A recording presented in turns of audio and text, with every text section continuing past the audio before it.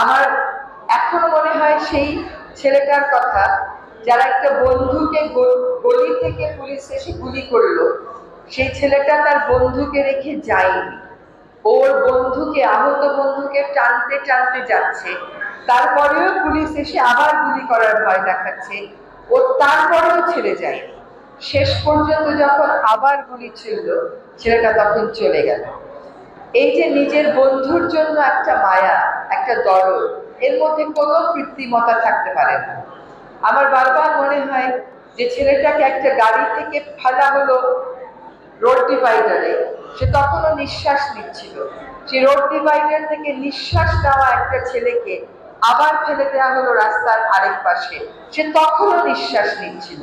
আমরা সেই রকম একটা দেশে পৌঁছে গেছিলাম, যেই দেশে আমার জীবন বাঁচানোর যার দায়িত্ব, সে আমাকে হত্যা করছে কোন রকম বিবেচনা ছাড়া। এই পর্যায় থেকে উত্তরণের পর যদি কেউ মনে করে খুবই সহজ, খুবই সুগম এবং অত্যন্ত দ্রুততার সাথে সম্ভব, আমি তাদেরকে আবারও বলবো পুনর্বিবেচনা করতে।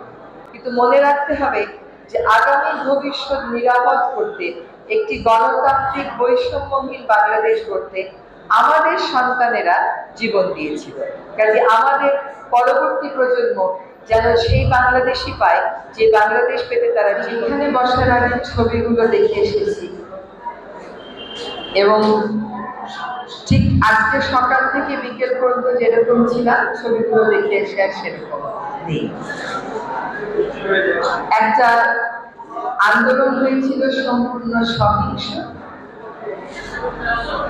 স্বৈরাচারের কখনো না কখনো যে পতন হয় এবং সেই পতন যে সাংঘাতিক লজ্জাজনক হয়, সেটা আসলে কোটা বিরোধী একটা আন্দোলন থেকে শুরু হয়ে সরকার বিরোধী আন্দোলনে পরিণত হওয়া এবং সরকারের পতন ঘটানোর যে আন্দোলনে পরিণত হয়েছে, সেটাই আবারও প্রমাণিত করে। আমি মনে করি জুলাই আগস্টের যে অভ্যুত্থান হয়েছে, সেখানে আরেকবার অসম সাহসিকতার পরিচয় দিয়েছেন আমাদের ছাত্র সমাজ, শিক্ষার্থী সমাজ।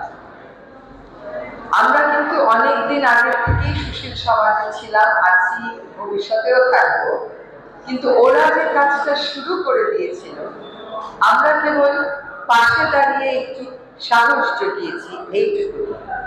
বাংলাদেশের শিক্ষার্থী সমাজের এই আন্দোলনটা একটা অভূতপূর্ব ঘটনা, এবং এটা আমি সারা জীবন মনে করি যে এই জাতি শ্রদ্ধার সাথে, ভালোবাসার সাথে, আবেগের সাথে স্মরণ করবে।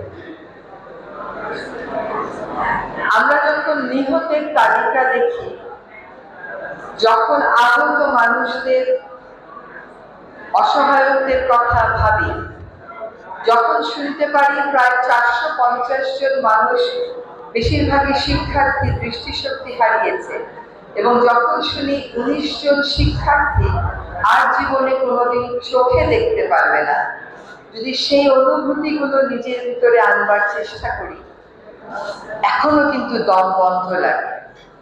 যে ছেলেটা 5 মাস আগেও ক্রিকেটার হতো, হবার স্বপ্ন দেখতো, ফুটবল খেলতো, পড়তো, চোখে সব দেখতে পেত, আজকে আর আমরা শত চেষ্টা করেও সেই ছাত্রদের চোখে, সেই শিক্ষার্থীদের চোখে আলো এনে দিতে পারবো না, তারা আর দেখতে পারবে না।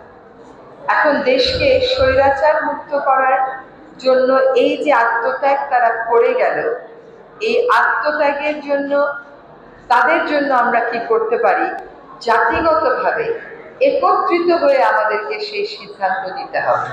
এখানে সংকীর্ণ কোনো সাংগঠনিক বিবেচনা, সংকীর্ণ কোনো ব্যক্তিগত বিবেচনা, সংকীর্ণ কোনো দলীয় বিবেচনা প্রাধান্য পেতেই পারে।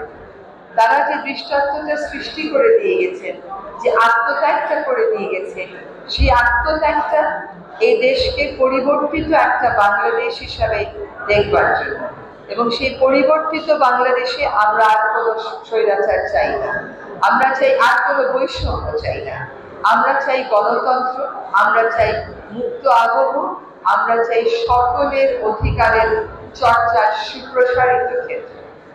আর দেশ গড়ার সংগ্রামটা যেন এই আত্মত্যাগের যে মহিমা, এই আত্মত্যাগের যে স্পৃহা, সেটা দিয়েই পরিচালিত হয়। সকল সংকীর্ণতার ঊর্ধ্বে এসে মনের মতন একটা বাংলাদেশ যেন আমরা সকলেই গড়তে পারি। কেবল তাহলেই আজকে যে আত্মত্যাগের ছবিগুলো আমরা দেখলাম, যে উপলব্ধিটা আমাদের মধ্যে এসেছে, সেটার প্রতি একটা সুবিচার হবে বলে আমি মনে করি।